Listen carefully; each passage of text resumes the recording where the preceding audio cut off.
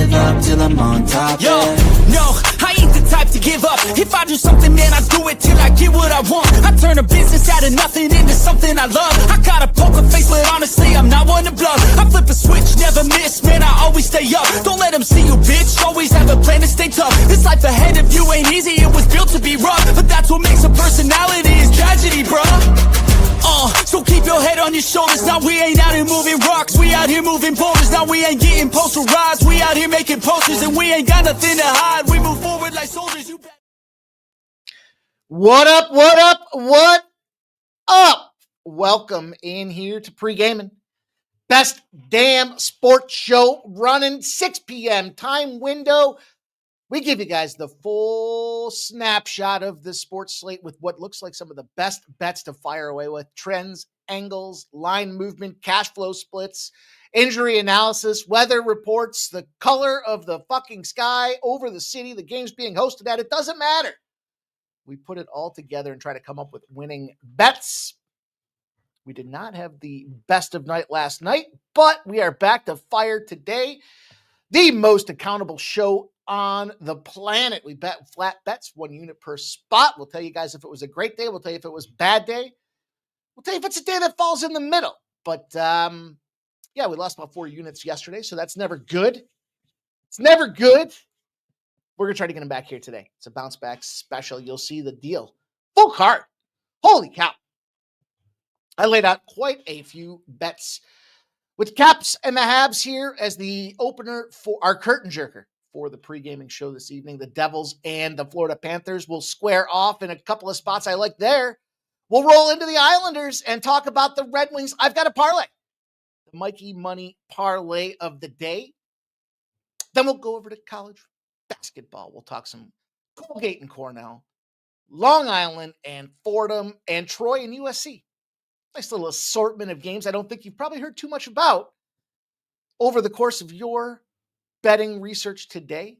Then we're going to go to the NBA. We're going to get that big dollar, I guess. We're going to look at the Clippers and the Magic, the Sixers and the Bucks, and the Kings and the Grizzlies, which will bring us to Thursday Night Football. We will get this thing done within the hour, get you guys on your way, get those bets placed, and then get back in here because we're going to go live at 7:45. We stiffed you last night. Sorry about that. I apologize for that lack of professionalism. But we will be here tonight. I can only control the controllables. I can control it. I will be here to put the switch on and give you guys my best bets the way I want to get paid, the way I want to go to the window. And hey, it should be a fun game. Houston Texans, the Buffalo Bills, Thursday night. We're all on the same page at the same time, the same sync, the same link. Trying to kick all the bookies in the dink when we get it all said and done. It should be a fun night tonight. So excited for that. I talked about the transparency. You know, look, gotta own it. Let's see what went well. Capitals won. Calgary Flames won. Those went well. And, you know, it was a small card. I gave out the Minnesota Wild over on Winnable. So that wasn't too bad in the NHL. The NBA, we hit the Minnesota. Man, I don't want to say and just dismiss it like that. Team total under in that Hornet, or team total over in that Hornets game. 118 with like a minute and a half to go. Oh, man, 119 and a half doesn't get there for us. Kent State got crunched by Central Michigan, and Miami team total did not go under. So, look at UNC Cashville did not cash for us. They got busted up. Worst part is they were close at halftime. Yikes. And the late night special, the St. Mary's under 157 on a 149. So we'll get back. We'll get back in the saddle. We'll be ready to attack. It is Thursday. Thursday is connected to Friday. Then we will be at weekend time frame and ready to fire. I think we got some nice blend of plus money opportunities tonight to get us in the winning circuit. Hopefully my computer's not glitching too much. It seems like every so often I'll move my head and it's a little slow. The real blow was last night when we shot first strike. I had to go back and retake it twice because my computer was glitched out again. I'm like, man, what is going on with this internet? Somebody hit the poll that hosts one of the breakers or whatever the fuck it is. That's not my specialty. I can screw the thing into the back of the modem and I can plug the wires in, but whatever the pole was, the breaker, the router, whatever the fuck it was at the service line, somebody hit that about 3 months ago. And they didn't put a new pole up. Begs the question, what the hell did they do? Because it's not been right since then. So anyhow, that's this card that we're going to lay out for you guys here this evening. I mentioned Winnable because that is the best place to get my best bets. Extra action, things that are not going on here during this program. In other words, I try to cover the board, but I've got some plays I like a little bit more than others, some trends that really line up. We got a nice 19-0 out there in the NHL tonight. We got some spots that go on when we're not live during the show. Saturdays and Sundays, we've got college football, we've got college basketball, we've got NFL. Some things that you're going to want to hear from me that you can really only get in one place. Of course, I've been giving it to the silver and gold members over on the community post, but Winnable enables text alerts. So you guys get that action as soon as it goes out. It's a really efficient way for me to communicate the plays that I have with you guys. As soon as I bet them, you could really check it out. Free plays, of course, are out there on a regular basis, but the best bets, it's $1 a day. $1 a day, you can say, hey, Mikey Money, appreciate what you're doing. Let me see some of those extra plays you have in your back pocket. We're up 50 units on the month. Straight plays with Winnable. Think about that for $1 a day. Even if you're a dollar gambler, you're turning a profit here. And I appreciate any of the support you guys can give us.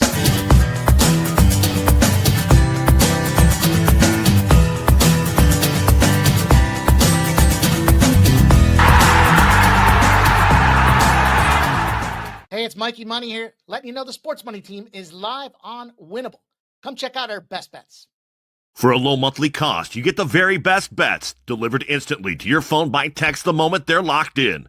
No delays, no missed lines, just the smartest plays at the best odds. We do the work, you get the plays, and they're sent right to your phone right when we drop them. Don't wait, don't guess, don't miss the line. Join the winning team today and start cashing tickets with Winnable. We got a big card. So I don't have a lot of time to dilly-dally on this. We're going to get to the chat, and the best damn chat in the business, and see the plays that you guys are on here for this evening. But I wanted to show you this. Let me get this teed up. Because we're sitting about the halfway point of the NFL season. So this is like baseball, right? When we looked at baseball and said, holy shit, I don't think anybody won as much as we did in baseball this year.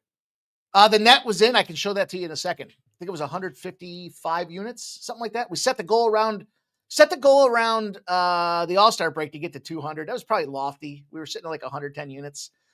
But then we recalibrated the goal to get to 150 units, and I think we finished with 155. It's always important to have a goal. Otherwise, you're just aimlessly fucking plucking away, right? You can't get things accomplished if you don't know what you're aiming for. And what we're aiming for here in the NFL, this is since the start of the season, 78 days ago. If you can see that over in this right-hand side, 78 days ago, the NFL season popped off. I think it was 77 days ago, but that was a Thursday, so I just wanted to make sure it included that day. So I went 78 days to get it back to Wednesday. There you go. That's the time frame that we're looking at here from the very first Thursday of NFL football. 20.26 units of game. Now, what I wanted to show you most importantly, and take a look right around here, right around us, I don't know, we'll call it the first third point of the graph, and it's going to kind of correlate when you see what's happening. Kind of that beginning of the season. We're still going to take some shots early, but we don't have the data. And it's like week 3 that I came back and I was like, hey, look, we're going to start having data to move forward. And what I wanted to point out is as flat bettors, as one unit bettors, this is kind of what you want to see. I mean, these are ROI figures. They're pretty consistent, right? There's not really any big peaks of it. I mean, this sucked. Yeah. We started off the season with a 95% ROI. So I guess we hit a $2 dog or something like that. That's the only way I can think of what that looks like. But once we got through kind of the lull, the season started giving us data and ammunition. And then look at what it did from us from a net profit perspective.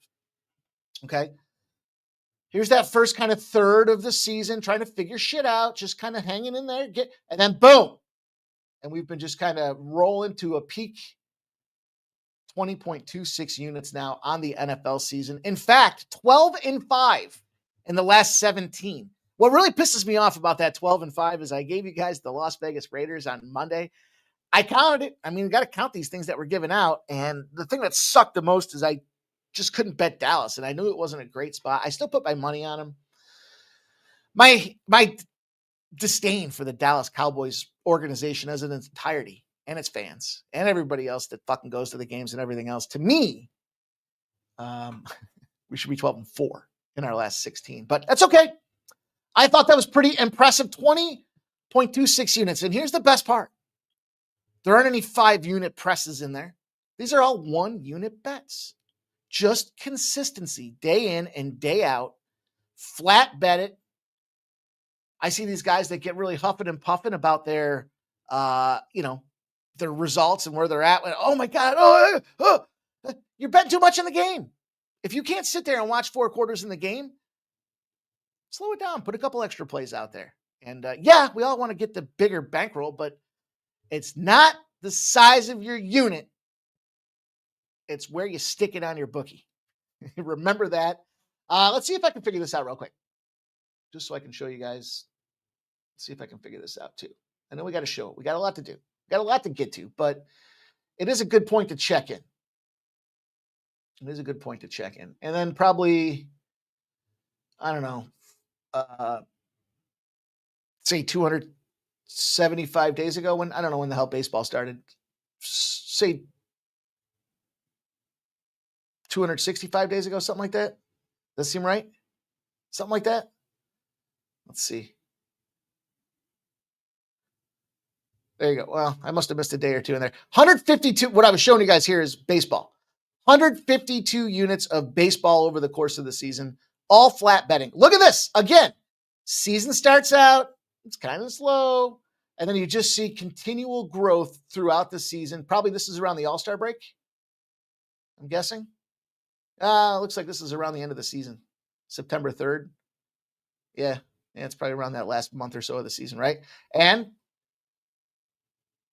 here's our ROI graph. Just consistent. Just consistently hammering away at the board. Sucked early. Get the feel for things. Get some data and some trends. And nobody can show you guys metrics and data like this. I say that in absolute certainty because they don't buy it. They don't buy into this trends being our friends. And, what kind of color sprinkles did they have? And those fucking bozos and pocos that, don't believe in that stuff and didn't want to buy into cash flow splits are sitting there going, I had a good baseball season. I was up 5 units. Or they're just disappeared. They just fucked off into perpetuity. And you're like, what happened to these guys? I thought they were doing something. Oh, no. Oh, I've been busy. Of course you have. You've been losing. That's the bottom line. And we are not. We are here to win. So I thought that was worth the time to take to shout it out and point the metrics out there, you guys. Some guys don't get excited about all of that stuff like I do. But look. You got to look at it. You got to reflect on where you're at throughout the season because some things don't go great. And when they don't, you got to reposition yourselves to go off and fire. And I just think that's consistency between, we've done it in baseball. We had a hockey 65 unit season, an 80 unit season. We fired off in this year in baseball with 52 units. I think there was still 155, but whatever, 152 units. And here we are now in football, almost 21 units of regular season, by the way. Don't forget, we had that run of 10 straight winners in the preseason. I took the preseason out. I'm not trying to bloat the numbers. I don't need to artificially inflate what we're doing here on a regular basis because we're honest about the results and we're not chasing. This one's not a 3. I won 3 units yesterday. So now today I just randomly have a 3-unit game. No, those people are fucking scams. We're not here to scam. And that's why I think it's really important to recognize this winnable process because it is just all hard work. It's a grind every single day. But rain, sleet, or snow, your boy Mikey Money stays ready to go. So let's get after it, you guys. Put your best bets in the chat if you haven't done so already. I'm telling you find me somebody that can show you those numbers. They're not out there. They're 5-1 in their last 5-unit plays. But they're, 10-22 on everything else. It's like, what's the big ball? Here's the bouncing ball. You guys know the bouncing ball? Like what happens, right? If you get a dog, right? You get a dog and you start bouncing a ball. What's the dog's head do? That's what they think you are. They think you're dogs. They're going to tease you with a bouncing ball and say they're 5-1 on their 5-unit plays. We're just going to come in here on a regular basis, give you guys good, hardworking effort at sports money. And we don't quit. We don't stop. We just stay fired from the morning steam, the pre-gaming shows, all the live streams we do. And you can expect it again tonight as we lay it out for this Bills game. By the way, didn't count any of those 39-unit baseball parlays that we won. We had back-to-back 39-unit baseball parlays. Yeah, we don't need to artificially inflate the number. Didn't count those same game parlays. Don't count those first touchdown scoring. Just those are some fun bets. We're winning them, but we don't need to skew the number and show you that, up 55 units in the month of November, but I had a 45-unit parlay. Well, that means you're really kind of losing for the rest of the month. So there's a lot of ways to break the numbers down. It's not just about the plays that we're going to get into, and we're going to get into them right now, but things to look out for as they try to cannibalize our bankrolls here by charging you excessive funds and fees and giving you guys a weakened, watered down product. Shout out to everybody that's here. Let's move on. Let's have some fun. I'm jacked up. I'm going to get my slur on tonight. I'm telling you guys that already. Michael Johnson's here. He says, let's get some tonight. Nicholas Handy, Stop Geoengineering. Blake's here. Bills now 5.5 is interesting. We'll talk all about that. Oh, I got bit on my finger today by something. David Wallace says, what up? Ian Shaber's in the house. Says, hit the like, you dogs. And there's our guy. Insanity YV says Texans +6 and the over 43.5. Shout out. Michael Johnson 7809 says Zach Bolduc caps 1 point +125. I wouldn't have known who that was. Appreciate you sharing that. It wouldn't take me a minute to figure it out. Jerry Jones in the house. PA 76ers never beat Milwaukee. 0-6. Michael Johnson says TNF team. Did you guys all change your names on me? TNF says TNF total is pretty sharp, begging for the under money, like 6-point teaser with the under and Texans. Plant-based is here. Michael Johnson says Dallas Stars. Montreal parlay. Plant-based says I bet too much before live and you learn. Hell yeah. Hell yeah. I showed you guys before too. You can decrease your bet size, increase the amount of bets, and for a marginal change, you can win more money. You have to be winning, right? But you don't want to leave winners on the table. Something got me right here. See this? See this little red spot on my thumb? See that? You can see that. Something fucking bit me. Something bit me. Oh, take that. Take that. I just cleaned my keyboard today, so I just blasted it with straight rubbing alcohol. Woo! Feel the burn, baby. Nasty Nate's here. AKA Mr. Trifecta says the Bill Smash. Oh, that was money too. That just instantly stopped the itch. Dave paid 338.17 says lock in, fellas. FB Gotti. Not gonna lie, I'm happy I found this channel. Shout out to you, FB Gotti. I'm not gonna lie. I'm glad you did too, my dude.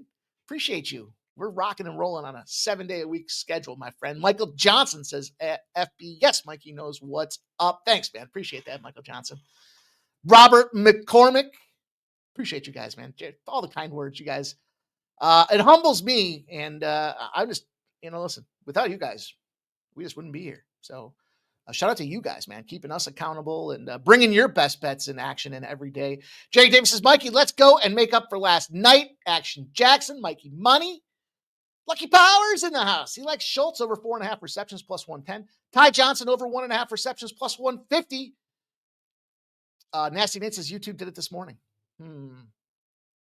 Yeah, I had to re-record twice. I had to re-record my segment, then I had to re-record the parlay segment. It was terrible.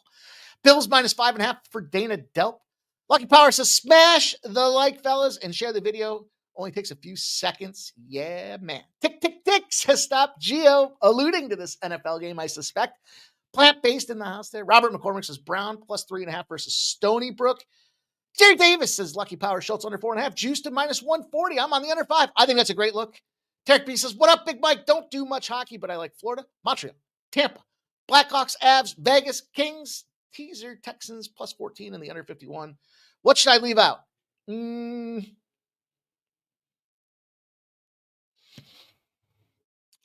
out Florida. Leave out Florida. I'll talk about that in a minute. Dana Delp, I mean, if you're asking me, I'll tell you. Dana Delp says Tennessee minus 3.5. Eagles over 48.5. Tampa plus 6.5. San Francisco under 48 for some look ahead spots in the NFL. Bo Jackson says Bills have lost 4 straight in Texas. Matty Ice is in the house. What up, Matty Ice? My dude, Bo Jackson says he likes the under 44.5 and the Texans plus 6. Michael Johnson says Kings. And there's our guy giving us the taint play of the day. We have not had the taint play of the day in a minute, you guys. Write it down, highlight it, circle it, underline it. It's Colgate. It's plus 4.5. He says, let's have a day indeed. Matty Ice, my friend, let's have a day, you guys. I'm going to open the hockey card up here. Keep your plays coming. I want to talk about what you guys are on. Tell me if you agree or disagree with the spots that I'm sharing with you guys here. But we're going to kick the card off NHL-wise. Jerry Davis says, it's Thursday. We don't play. Is this a game that I got covered to highlight here? My fucking eyesight, you guys. My eyesight. Yeah, it is. I'm going to talk all about this one.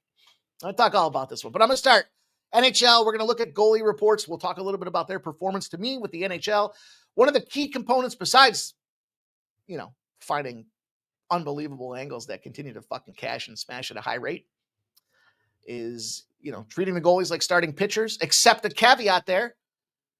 I care about their ERAs in baseball, but I don't really care about their name.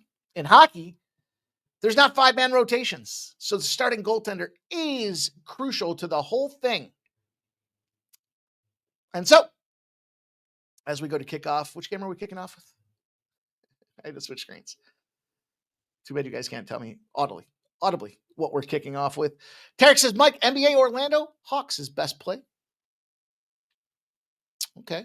Lucky Power says, Jerry Davis, who will Mills be throwing the ball to? I have Mills over 210.5 passing yards. Short throw to the right. Yeah. How about Wicks? Why not? All right, you guys. Capitals, Canadiens. Yeah. Capitals, Canadiens. Sorry. Charlie Lindgren will start for the Capitals. Not the guy. The other guy. Important to note. Sam Montembeault will start for the Canadiens. La Habitants. Now, interesting is they've got that Dubes character, and he's been killing it, but he is the number 2. Sam Montembeault is the number 1. I reference that. I preface that because the results in terms of goaltender goals against average as of current form, not where it should be here. Charlie Lindgren's a backup. He's 2-3-1. He's got a 3.16 goals against average for the Washington Capitals. That seems about right for a backup. Sammy Montembeault, the go-to guy, 4-5-1 with a 3.56 goals against average. That's a problem. Not only is that a problem, he's letting in goals. They're 0-3-1 in their last 4. They're getting outscored 18-6.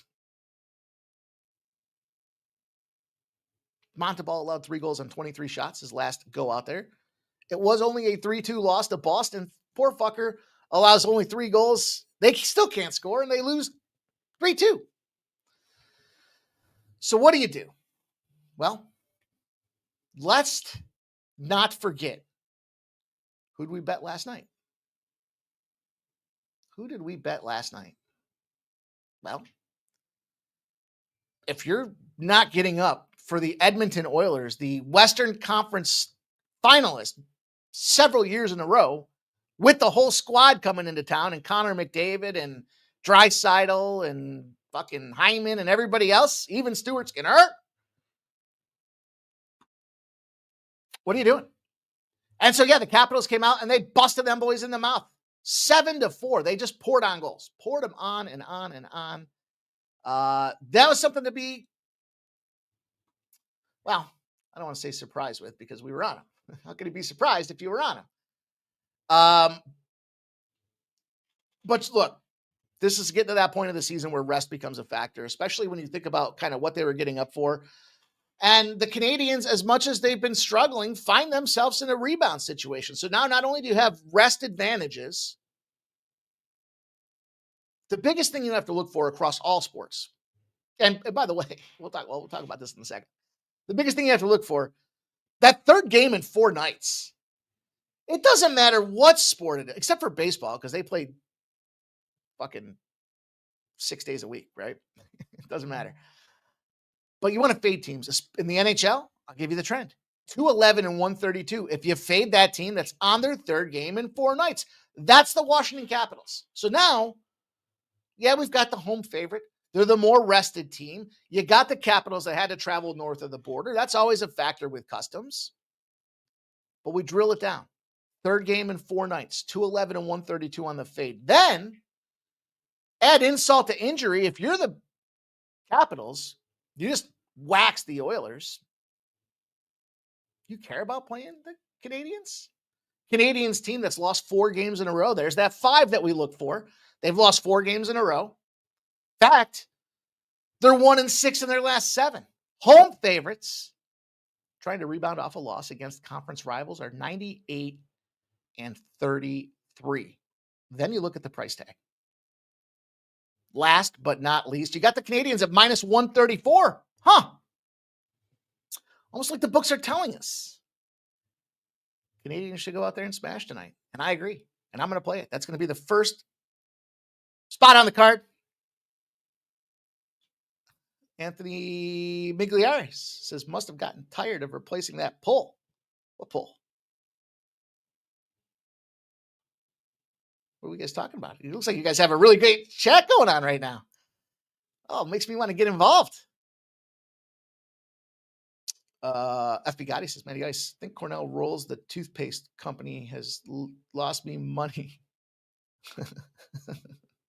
Shut up, Matty Ice. Thanks. Appreciate that, my guy. Action Jackson says, I'm not surprised. MFer. Nate Diaz.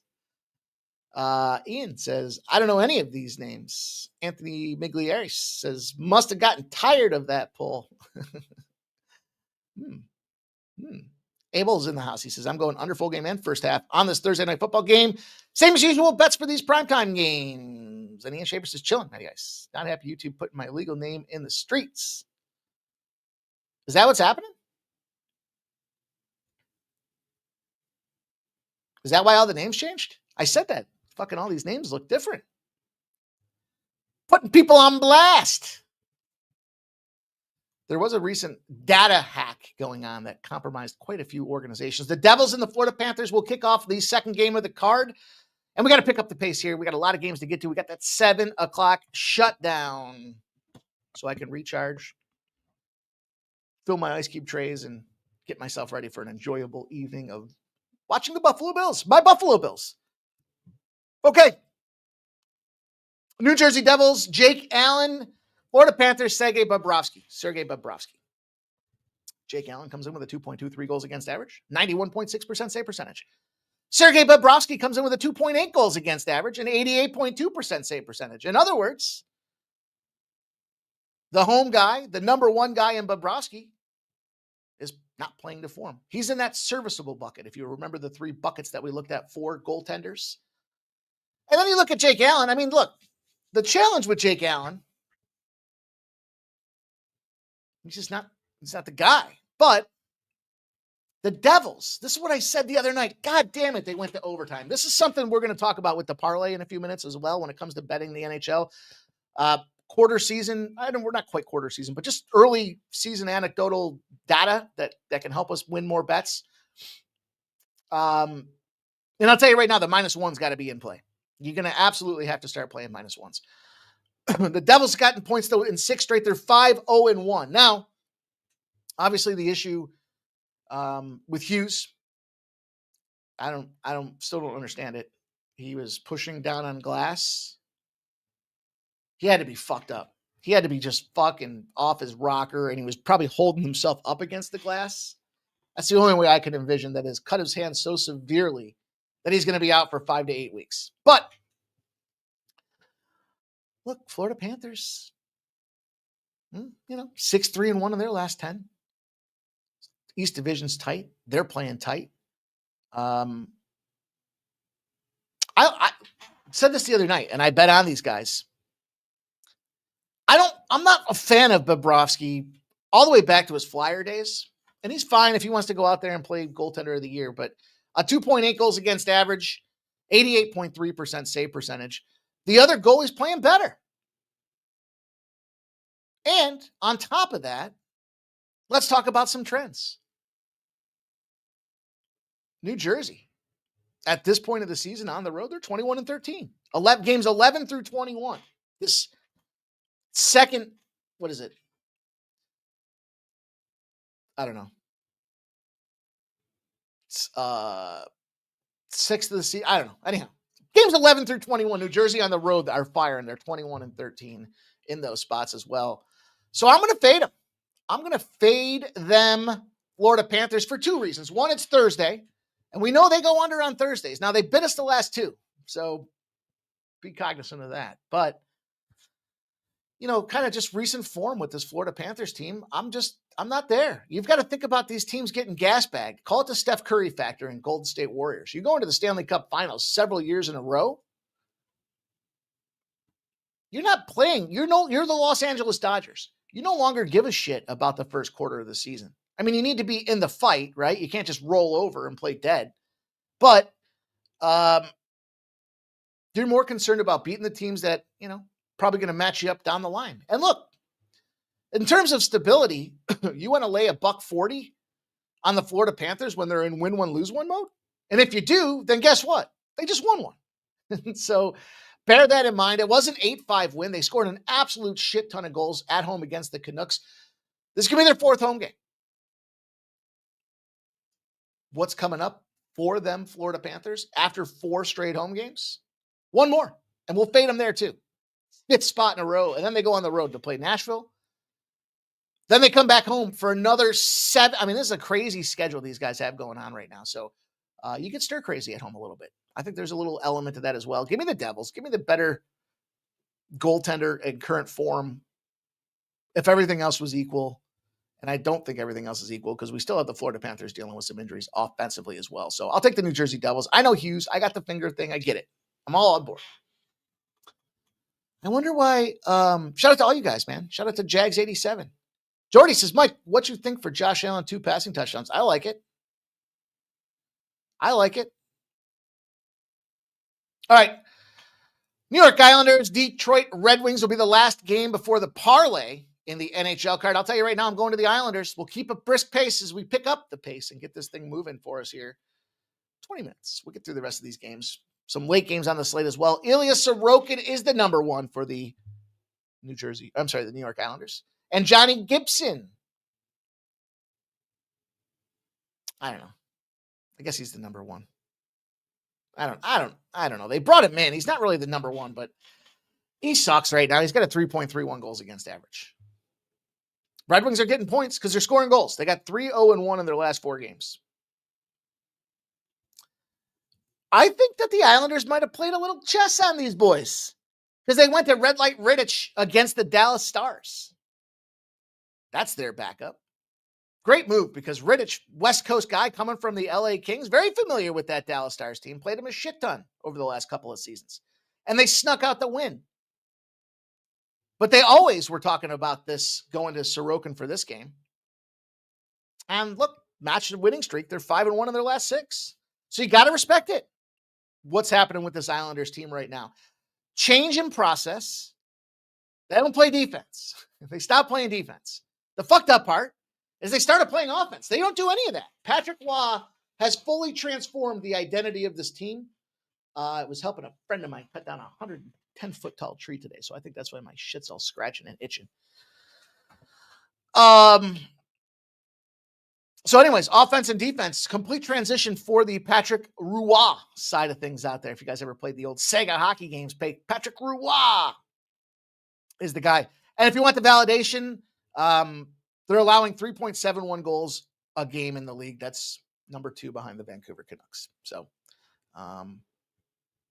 they're actually playing better on the road to some degree. 3 goals allowed on the road. And then they've got a Detroit team that's phenomenal at home. 7-3-1 on home ice, scoring 3.55 goals a game. I'm not entirely convinced in this Red Wings team yet. Now, I talked about them both ways last year. I said, I thought they should be scoring more goals when they weren't. They had their high expectation in goals production, and they weren't realizing the results. But I don't know. I just looked at the schedule. I looked at this scheduling spot, and I thought, you really haven't played anybody. I mean, they had a big Ducks game. Then they lost to the Sabres. They played the Rangers at Madison Square Garden, where the Rangers have one win all season. They only won that game 2-1. They played the Kraken at home. I mean, they won the game, sure, but they're going to have to this is a step up for a team that's coming in fired up and hot right now. And again, another one of those little weird scheduling spots where you kind of fall into the malaise of being at home and kind of falling into your daily process here.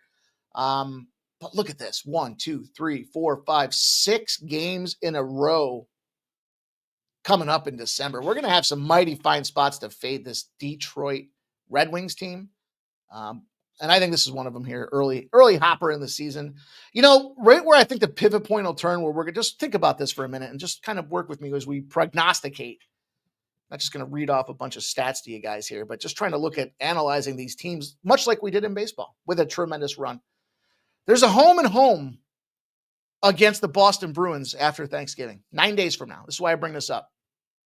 I think after that, we're going to find ourselves in a mighty fine cold streak for this Red Wings team because they will have 7 straight road games. They'll be back for 2 before they go back on the road again. And they got the entire Western Conference waiting to fucking tear them down. So just get ready. I think tonight's going to be an early preview of that little run that we'll have there and fading away on these boys. But I'm going to fade them tonight. I'm going to take the Islanders. I'm going to take them at plus 110. And that's going to be the way I put the bow on the hockey portion of the card, with the exception of the parlay. Now, I told you guys, you have to be concerned about this one factor and why the -1s are important. There have been an absolute ass ton of games going to overtime. You've probably heard about it. The numbers are astronomical. Jeff and I have been cashing overtime live bets. Teams are up by 2 goals going into the third period.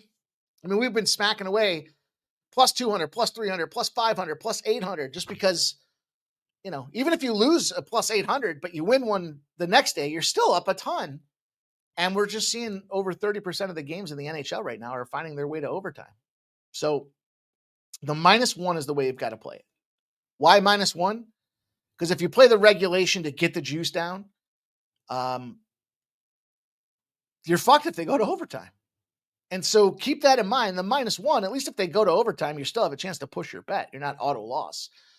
But I look at some of these opportunities like parlaying the Avalanche and the Kings, and maybe you'll sit there and be like, well, that's a pretty square play. These are pretty big favorites. Yeah, they are. I get it.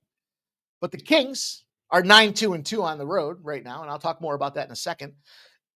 The Sharks have been playing out their skis right now with Celebrini and what that squad's been doing. It's fun to see the Sharks come back, but they're still only 9-8-3. And then on the other hand, we've got the left Las Vegas component. The New York Rangers just left Vegas. The Avalanche are 7-0-2 at home. Once again, they've regained their position as the best home ice in the NHL. So on the surface, those two teams look to fuck. But are you going to lay $2? No, because you'll crush your bankroll over the long haul. So although I see some guys give out these -$2 favorites, and they're 5-unit plays of the day. So I got to put 10 units on the line to try to win 5. And if I lose, I got to win 10 straight games at 1 unit before I get back to even. That math doesn't math for me. But I'll tell you this. The Colorado spot, Rangers outside of Vegas, Avs home against a weaker Eastern Conference opponent, meaning it's a travel spot for that Eastern Conference team that stinks right now. Avalanche are 91-37. I like, in this case, this isn't just a Avs parlay. I roll the Avs on the puck line too. I think they probably fuck these dudes up. I bet you it's like a 4-2 final.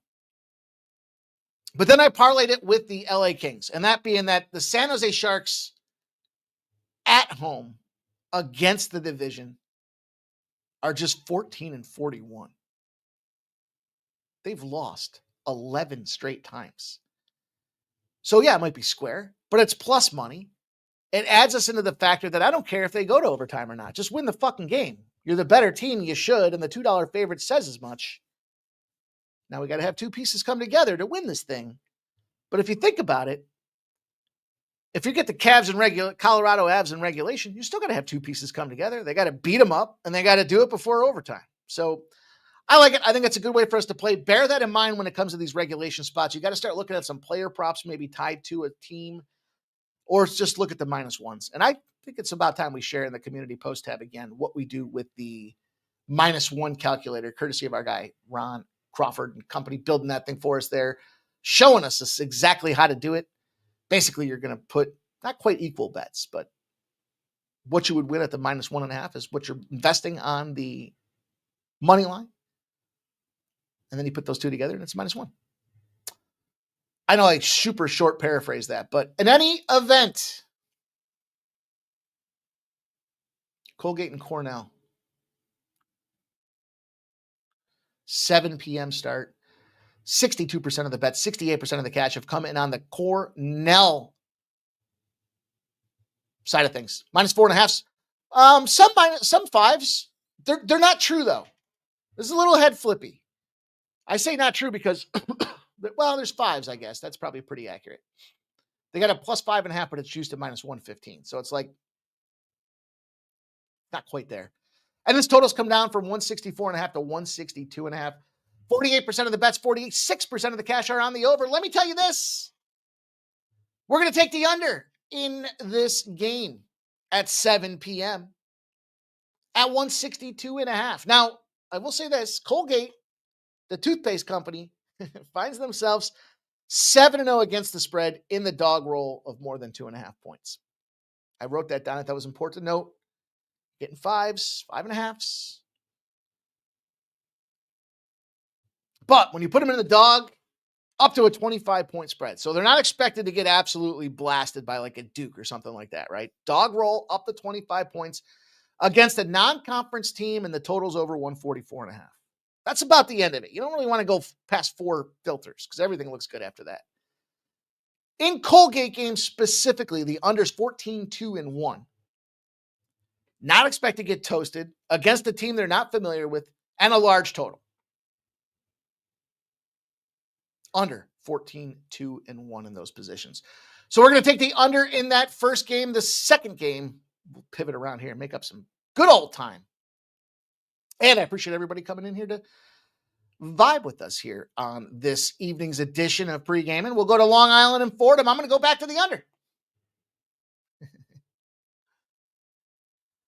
Boy, I hope we see it. I think this makes a lot of sense. And this one to me is styles dictate the play. There's not so much, it's not so much the trend that's behind this one as much as the style. I'll talk about it in a second. 3.5s have dropped to some 2.5s. So you have a little bit of reverse line movement against Fordham. 66% of the bets, 71% of the cash are on the Fordham Rams. And yet it's come down a point. Total's fallen from 151.5 to 147.5. It spent lunchtime there. It rolled out to about an hour and a half ago, down to 145.5. It's down to 143.5. So it continues to fall. 85% of the bets and 85% of the cash are on the over. And when I talk a little bit about the style dictates the fight, this one to me comes down to a couple things. One, Fordham plays a very slow-paced game. They are ranked 351st in college basketball in possessions per game. In terms of how that ranks in scope, there's 365 teams? So they're almost dead last in pace. Defensively, they play pretty good. They allow 61.6 points a game. Top 25 nationally scoped on defense. And they rebound. So we got a home team that wants to dictate pace, plays defense, not in a travel spot. And you got a team in the LIU Sharks. I think they used to be called the Rebels, if I'm not mistaken. Their defense stinks. They're allowing 82.5 points a game. That's the worst across all college basketball. So that's a toughie. Just all fairness. But their offense plays better at home than they do on the road. They play in a team that limits transitions, plays incredibly efficient basketball, limits rebounds, and they're not incredibly great from the three. So I kind of like Fordham, even though we're seeing the reverse line movement. But I think ultimately the stronger play here was more about how this thing's going to go. And I just think this is the under. This is another spot for us to let the style dictate the pace of the play in this game, and that under 145.5 is good. If you can only get 144.5 now, okay, that. What do we got? What do we got? Trisha Hammond has nothing to do with me. I don't know what happened. I don't know what happened with you guys. Mr. Wesker says it's the Vicodin has the same effect on me. Oh. Anthony says it's a hell of a drug. Cocaine's a hell of a drug. Mikey, they make lotion if your shit is all scratchy and itching, bro. Just looking out for my guy. All right. Michael Johnson says good luck with LA Kings. Big Kings fan. Hope they do it. Okay. Troy and USC is the last game I got for you guys, and it's a late night special for college hoops. Then we'll move over to the 3 NBA games. We'll talk really quick about the NFL, and we will bow this show and get ready for the best damn live stream on YouTube. Troy and USC. It's funny. I've been live streaming with my guy, Razor Sharp, for, I don't know, 3 years now, maybe 4 years. Now everybody wants to get in the live stream game. Everybody thinks it's a good idea to give you guys companion coverage. We got a new video clip we put together tonight. 17.5s have moved to 18.5s on the Troy side of things. 79% of the bets and 80% of the cash have come in on Troy. It's moved up a point to 18.5 against the USC Trojans. And this total's gone from 156.5 to 158.5 to 159.5 at 71% of the bets and 74% of the cash. What is doing with this total? Why does it keep moving? I'll tell you why. I think the books really use some of these trends as their algorithms, because when you see a big number like this, you got to sit there and scratch your head. What the hell's going on? Troy on the road 3-2 to the over. Just kick that off out there. I don't know if they're going to go out there and fire up or not, but USC has started against some good teams, and I'll use good in reference. Tulane, Villanova, Cal Poly, Illinois State. Those were all unders. But those good teams have been in transition modes with their organizations as a whole. They put up 114 on Manhattan. On the flip side of things, 3 of the first 4 games of the year for Troy have gone over. And they've all been on the road, so they're battle testing themselves right now. They're getting their grit, their piss and vigor, whatever else you want to call it. And can't refuse to recognize when you've got a team like USC that went under the previous game, 12 straight times that next game's gone over. 12-0 to the over after an under. In this position tonight, we're going to fire on the over with a team that, on the other side, puts up points and doesn't play defense. That seems like a perfect formula. 2 unders and an over for us in college hoops. And we're going to move on to the NBA. 3 plays for you guys there. We'll keep it moving. I like this brisk pace. Before we do that, if you haven't done so already, welcome to the channel and smash the thumbs up button. That's the best way to show support for the squad here at Sports Money. Keep them likes coming. We've been a little bit on the low side. Trying to give you guys lots of feedback, lots of plays, starting sooner to get the plays out there. We're showing you. Nobody's winning like we are. We just need you to say thank you. And you do that by hitting the thumbs up button.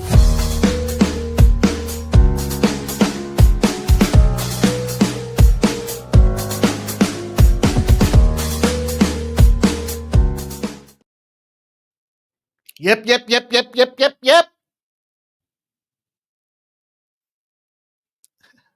It's up to Sharon Pulliam in the house. It's around Pulliam's checking in. It says on Texans first quarter over 2.5. All right. Action Jackson says over. Okay, let's get into this one. First game on the NBA card. I'll just keep her moving briskly as we are coming down to the wire. First game I'm going to take. I'm going back to them pesky little Clippers. The Clip Show. One of the worst teams to start. I mean, the Pacers. What did I tell you last night about that Pacers game? Say it. Didn't play it. That line told you the Pacers were going to go out there and fuck. Clippers game started at 4.5. It's moved up to 6 before coming back. U-shaped movement. 51% of the bets and 56% of the cash are on the Clippers. 218.5s have not moved. They have been stagnant with 77% of the bets and 77% of the cash on the under in this game. And I get it. I guess the question is, how do you want to get paid? How are you going to go out there? And what am I doing? Because I think the wrong team is favored. We've had a high rate of success in those positions. And what I mean by that is they just had Murderers Row. 3 of the last 4 games for the Orlando Magic, the New York Knickerbockers, the Houston Rockets, the Golden State Warriors. That Golden State team was this team where Golden State decided to punt. Remember? Everybody sat. Clippers, on the other hand, they've been struggling. They got 1 win against Dallas. We were on that one, 133-127. They played a tough game against Boston. They played a tough game against the Sixers. They lost the Boston game by 3. They lost the Sixers game by 2. 4th game on the road for this squad in a row. So what am I looking at here? How am I getting to the window with this Clippers side of things? Well, I guess it's a couple of things. Orlando's not quite getting to that big magic number. Now, some of it has to do with their matchups. They did score 121 against the Golden State Warriors, but that was the Warriors team that was on the second leg of a back-to-back. And we know the Clippers want to run an under pace. So could they have found their match in this side of things with the Orlando Magic after coming off of a big win against that Golden State Warriors? I know it wasn't a Steph Curry-led Warriors, but it's still a big win. And if you've got the Clippers playing against the rested Eastern Conference team, a total over 209, and a spread cover, in other words, kind of there's no outliers. They're not expecting a ridiculously low game. The Clippers are 11-0 against the spread in those spots. It's not just that they're 11-0 in this particular situation against an Eastern Conference team with a total over 209 after a spread cover. They're 8-3 straight up. So I think this is enough to kind of get them a little bit wobbled, get them off their feet a little bit on the Orlando Magic side. Take the +6. I think you could sprinkle that money line as well. This is our wrong team favored play of the day. I got to get a video for that. Sixers will be the game that we talk about here for this second spot. I've got 2 ways to play this. I'll give you guys a free premium play that I gave over on Winnable as well. Sixers open up at -1.5. They've moved to 2.5. The announcement of Giannis coming out of the lineup, 51% of the bets, 52% of the cash. It is the second leg of a back-to-back. Yes, true. False? No. I shouldn't say false, no, because then it sounds like a double negative. Joel Embiid, Paul George did not play last night. Toronto was on a heater. We played Toronto in premiums because they're hot right now. And the Sixers punted that game, so play this game against the Bucks. I believe that's the case. Now, there is travel. It is the second leg of the back-to-back. But just bear that in mind with a low number that we're looking at here. 229.5 dropped to 222.5 with 91% of the bets and 91% of the cash. The Bucks have kicked the piss out of the Sixers. And when you put a road favorite in a non-divisional game in a triple revenge spot, they're a favorite for a reason. They're 73-39 against the spread. They're 81-32 straight up. They're winning by 7.8 points a game. For all of those reasons, I'm taking the Sixers. Over on FanDuel, the fine folks of FanDuel, they're not really that fine, but the folks of FanDuel have this margin of victory lever to press. And the margin of victory is 1 to 10 points. And it's plus 185, I think it was. Plus 185 is what's priced at. Margin of victory, 76ers, 1 to 10 points. They've been winning games in that range. When they win, they got themselves a 2-point win, a 3-point win, a 2-point win. There is a 10-point win in there. But the fact that this is a low total, the fact that this spread is super low in itself, says this should be a gutted out type of game. And so now you have the option. Do you want to play the Sixers money line? Sprinkle that 185? Want to just play the 185 and go for a big score? That's up to you, but we're going to move on to this next game and then get this thing rolling. Damon Waring's taking the Capitals NHL plus 1.5 tonight. Anthony says, what they do with the poll anyways. Tarek says, Mike, be careful. Harden likes the strip clubs in Orlando. Dude, I know a guy that used to break down games by talking about going to the strip clubs. And then I laughed and I was like, your old breakdown is based on, this goes back. I don't even want to get into it. An NBA guy. Oh, he goes to the strip clubs. I was like, dude, really? And that wasn't you, Tarek. I was just like, that's a funny way to, and then they went out there and he rocked. I think he got a triple-double that next game. Sacramento Kings and the Memphis Grizzlies in the NBA tonight. I didn't think I was going to have this much action in the NBA, but it just looked certainly lined up. I think the Kings are a potential outright dog candidate here. They've gone from 2 to 3.5 with 61% of the bets and 63% of the cash. There is reverse mass movement. What I was thinking about is Memphis is a mess. We talked about this. Ja Morant, fucking nobody wants to play here anymore. 233.5's gone to 235s with 68% of the bets and 71% of the cash on the over. And yet I'm looking at the under in this game because I believe in them being a mess. Now, man, this is one of them tricky games, right? Because the Grizzlies have 5 straight losses. The Kings have 7 straight losses. Like, someone's always got to go tonight, right?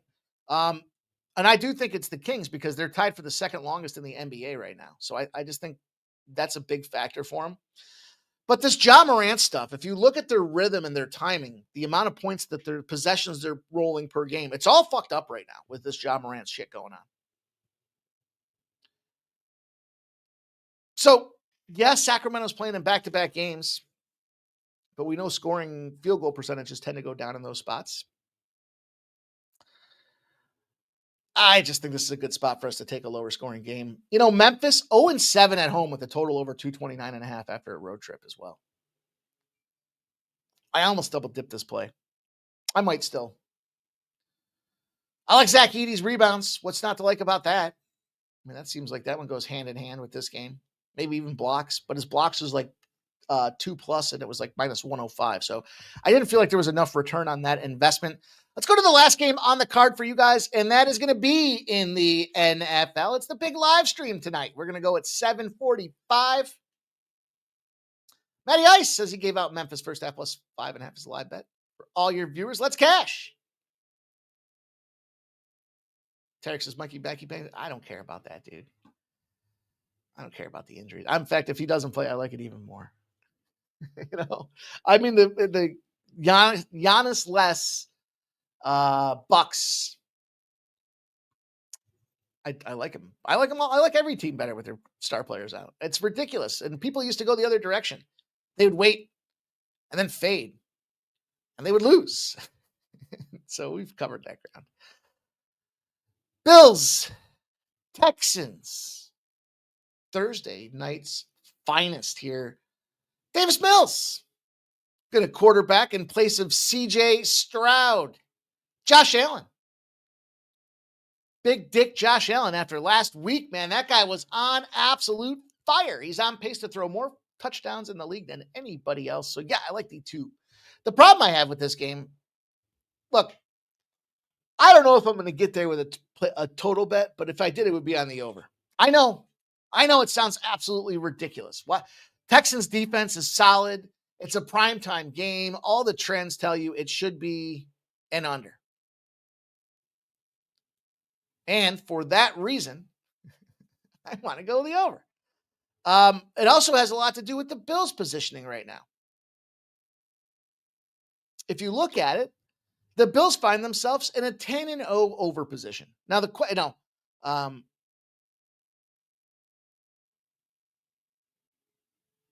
coming off a 10-point or greater win, 10 straight overs in the second half of the season. Bear in mind, it was the fourth quarter, 22-21, I believe it was, before they separated against that Tampa Bay Bucs team.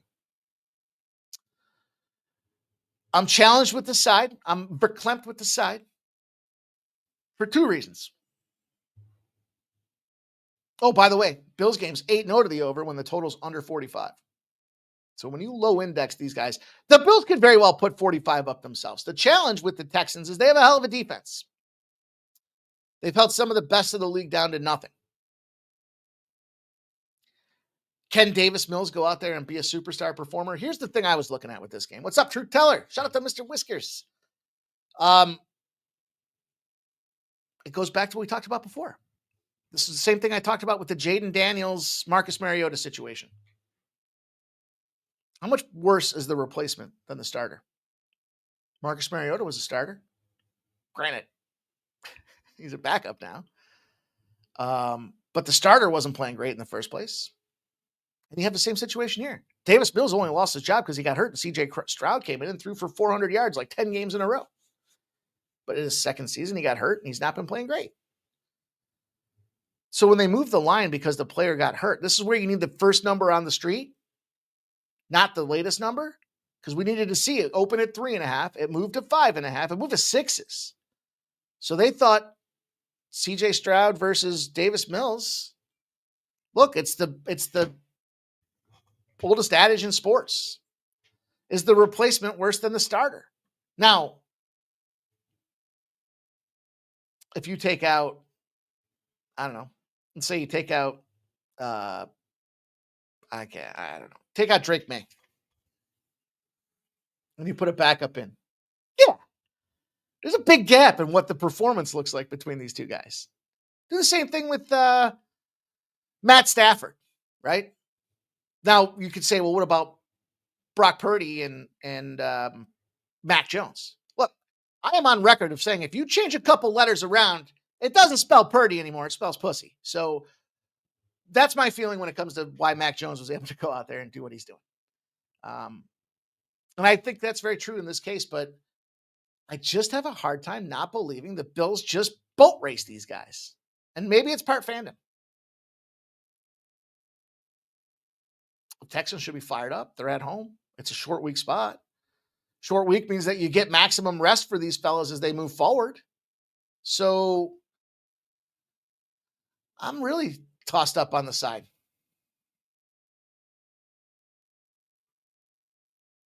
And I really like the total being the over. I don't want to sit around on the fucking live stream hearing everyone root for the under. I know that. I'm just a dude like you guys. I don't think you're going to find the Bills holding anything back. They got Houston this week. They got Pittsburgh next in 10 days. And then they come back home against Cincy, who's pretty much hobbled up. And I guess maybe Joe Burrow's going to come back this week. So, they're not in a position to sit back on their heels. They got New England Patriots keeping pace. I think they want to boat race these dudes. But I'll tell you the way I took the play. I'll tell you, lots of Josh Allen to score a touchdown. The most bet prop tonight is Josh Allen to score a touchdown. I like the Bills to win, and I like James Cook to score a touchdown. And it's plus 160. It's actually gone up since I played it earlier today. It was 160 earlier today. It's now 166, or was before the show started. I'm not sure even what it's at now. But if you parlay those two together in the same gamer, you're getting plus money. You don't have to worry about the 3.5, 5.5, which quarterback, how much are they overvaluing it. The only thing you have to worry about in that situation is, one, is James Cook going to score, which he probably will. And two, the Bills going to get upset, and I can't see that happening against this Houston team. Stranger shit has happened across the NFL, but I'm not signing up for that one. Yeah, Jerry Jones says Houston's missing 2 defensive backs. Look, I think the Bills have the perfect opportunity. I like the over. I could see the Bills going over their team total. 24.5 kind of fucks me up a little bit sometimes, but I could see them going over 24.5, and I could see the Texans going under their team total. That might be what ultimately keeps me off. Can the Texans do enough with Davis Mills? I think he scores 2+ passing touchdowns. I think he's going to have to because he's going to be down. So that's great job, guys. Shout out to Matty Ice. It's great to see you, bro. Great show. Appreciate you, my guy. Appreciate everybody coming in here, hanging out with us tonight. Man, what a great one. Lots of plays shared with you guys. Go get those bets in. Good luck with your action this evening, and come back at 7:45. We're going to be live. We're going to be giving you guys live bets on this game. We're going to give you same game parlays, first touchdown scores. We're going to give you guys all kinds of shit going on with this NFL game. You won't be able to leave it. Then we're going to live bet everything else across the slate this evening, and that's where we do it best. So thank you guys all for being here. On behalf of Sports Money, make sure you tune in 7:45 tonight. Appreciate everybody. Hit the thumbs up on your way out the door, and I will see you back.